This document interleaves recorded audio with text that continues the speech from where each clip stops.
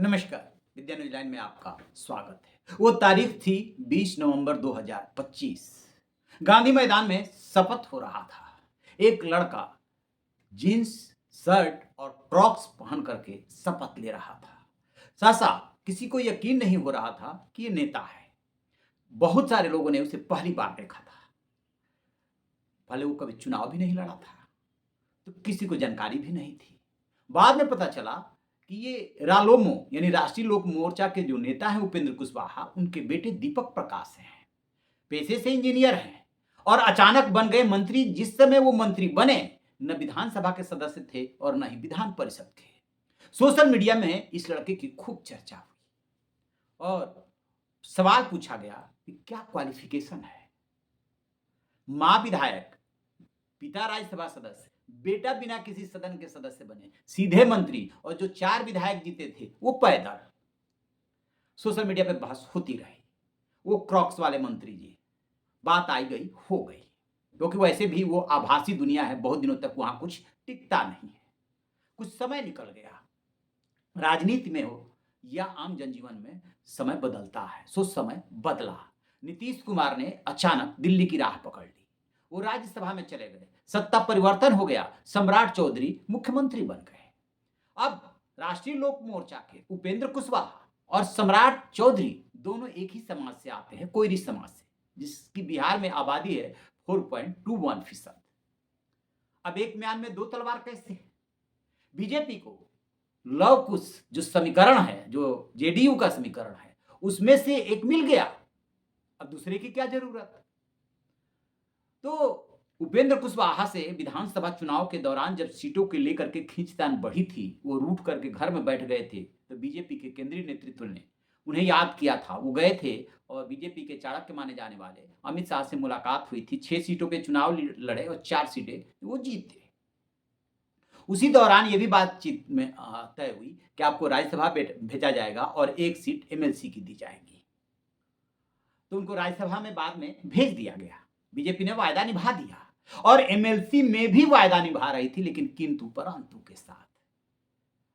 नीतीश कुमार के से दिल्ली जाने के बाद जब सम्राट चौधरी मुख्यमंत्री बन गए, तो कोयरी समाज से मुख्यमंत्री दे दिया गया। समाज को मिल गया मुख्यमंत्री।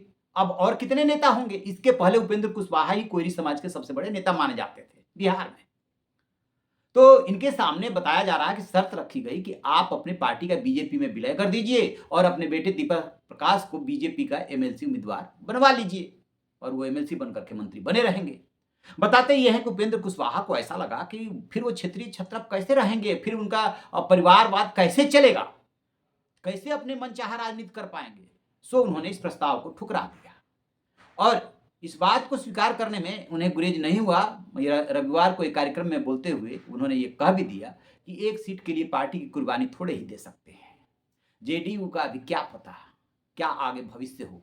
जब इधर उधर होंगे तो सिर्फ बीजेपी और आरजेडी में ही थोड़े लोग जाएंगे, इधर भी आएंगे। यानी कि वो भविष्य की राजनीति देख रहे हैं और साथ में ये इशारा भी कर रहे हैं। एक उपेंद्र कुशवाहा का वीडियो भी वायरल हो रहा है, जो अमित शाह से मिलने के लिए पहुंचे हुए हैं और बहुत बेताबी दिख रही है। मुलाकात नहीं हो पा रही है, हालांकि बाद में वो मुलाकात हो गई थी। अब सबसे बड़ा सवाल यह है कि बीजेपी के ऊपर आरोप लगता है कि जो भी उसके साथ गया उसको खत्म कर दिया। चाहे महाराष्ट्र हो, चाहे पंजाब हो, श्रोमणी अकाली दल साथ रहा, महाराष्ट्र में शिवसेना साथ में रही, और यही अब बिहार में भी होता हुआ दिख रहा है। और जब जेडीयू पे संकट आएगा तब भी बीजेपी पे ये आरोप लगेंगे। बहरहाल उपेंद्र कुशवाहा की राजनीति पे गौर करेंगे तो पाएंगे कि कोयरी समाज तो होने के नाते उसी के इर्द गिर्द इनकी राजनीति रही है। ये नीतीश के पुराने साथी हैं।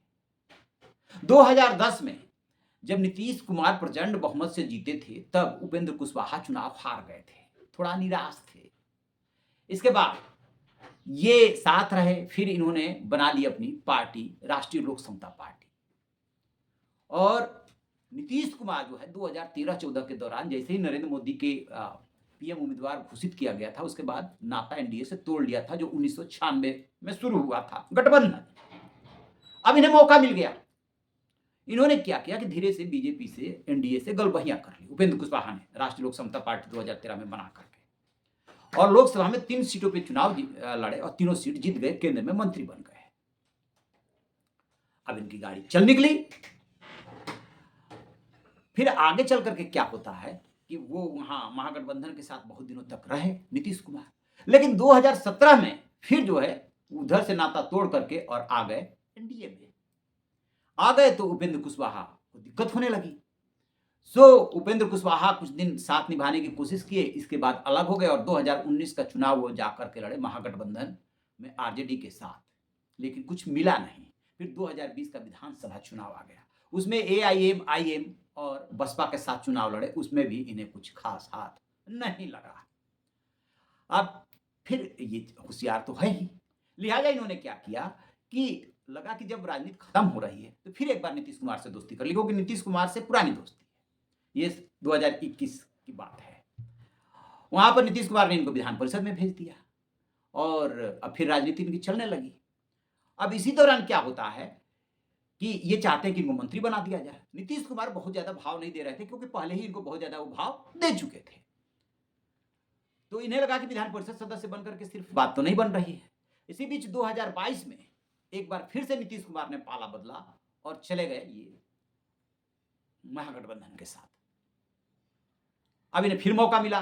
पहले तो अपनी पार्टी का उनके साथ विलय कर ही चुके थे, जब ये आए थे जेडीयू के साथ तब इन्होंने उसे विलय कर लिया था, क्योंकि पहले इनके दो विधायक जो मतलब जीते थे वो जेडीयू के साथ चले गए थे। तो जब नीतीश कुमार चले गए महागठबंधन के साथ तो इन्हें लगा कि अब यही मौका है। इन्होंने फिर से राष्ट्रीय अपनी नई पार्टी बनाई। पहले तो विधान परिषद की सदस्यता छोड़ी, जेडीयू छोड़ा, फिर राष्ट्रीय लोक मोर्चा बनाया और फिर से इन्होंने एनडीए बीजेपी से गठबंधन कर लिया, आ गए इनके साथ। अब 2024 का चुनाव आ जाता है। 2024 के चुनाव में क्या हुआ कि नीतीश कुमार ने ही तो इंडिया ब्लॉक की शुरुआत की थी। और नीतीश कुमार की जब उधर सम्मान नहीं मिले तो लोकसभा चुनाव से पहले फिर से वो आ गए यहाँ पर। आइए, यहाँ पे ऑलरेडी थे ही, फिर इनको दिक्कत होने लगी तो फिर इन्होंने क्या किया कि अभी साथ में ये बने रहे और बीजेपी ने इन्हें काराकाट से चुनाव लड़ा दिया 2024 का। लेकिन वो चुनाव पवन सिंह की वजह से 2024 का चुनाव हार गए। चुनाव हारने के बाद भी इनको राज्यसभा बीजेपी ने भेजा और 6 सीटों पे चुनाव लड़े, जिसमें से 4 इनके विधायक जीते, जिसमें इनकी पत्नी स्नेहलता कुशवाहा भी है। और जो विधायक दल के इनके नेता बने वो आनंद, वो जो 4 जीते थे उसमें से 3 चाहेंगे कि मंत्री बने, उन तीनों को इग्नोर किया। अपनी पत्नी को तो अपने बेटे के लिए माने दी कि चल बेटा बनेगा, इनका भविष्य बने। उनकी नजदीकी हो जाती है, जो तीनों विधायक हैं वो उनकी नजदीकी हो जाती है बीजेपी से। ये भी थोड़ा सा विचलित हुए। बहरहाल अब जो डेवलपमेंट हुआ है कि दोनों साथ में है, नीतीश कुमार भी साथ में है, बेशक सीएम पद से हट गए हैं, सम्राट चौधरी मुख्यमंत्री बन गए हैं, इनका भाव हो गया है अब कम। अब ऐसे में इनको फैसला करना है कि कितने दिन तक साथ चलना है। अब क्या इनके पास विकल्प है, क्योंकि बेटा तो विधान परिषद का सदस्य नहीं रहा तो मंत्री नहीं रह पाएगा, क्योंकि कोई भी ऐसा व्यक्ति जो दोनों सदनों में से किसी सदन का सदस्य नहीं है और मंत्री बना दिया जाता है तो 6 महीने के अंदर उसे सदस्यता लेनी होती है। अब वो 6 महीना बीत जाएगा, फिर ये मंत्री पद पर रह नहीं पाएंगे। तो एक कंडीशन तो ये है कि इनकी पत्नी स्नेहलता कुशवाहा जो सासाराम से विधायक हैं वो रिजाइन करे, वहां पे उपचुनाव हो और ये चुनाव जीते। लेकिन ये थोड़ा मुश्किल है, एक रिस्क है। फिर दूसरा क्या है कि ये मंत्री पद से हट जाएं और जो दूसरे विधायक हैं उनको मौका दिया जाए, या फिर स्नेहलता कुशवाहा यानी इनकी मां को मौका दिया जाए। ये फैसला करना है उपेंद्र कुशवाहा को। लेकिन बीजेपी और अमित शाह ने जिस तरीके से इनको झटका दिया है, इनका मन फिर से एक बार खट्टा होने लगा है। लेकिन करेंगे भी क्या, बिहार में भी पार्टी यानी कि बीजेपी और एनडीए सत्ता में है और दिल्ली में भी है और सत्ता के साथ चिपक करके चलने की आदत रही है। लगता तो नहीं है कि अभी कुछ करेंगे, आगे चल करके कुछ करें तो कह नहीं सकते। आपकी क्या राय है कमेंट बॉक्स में जरूर बताइएगा। Thank you.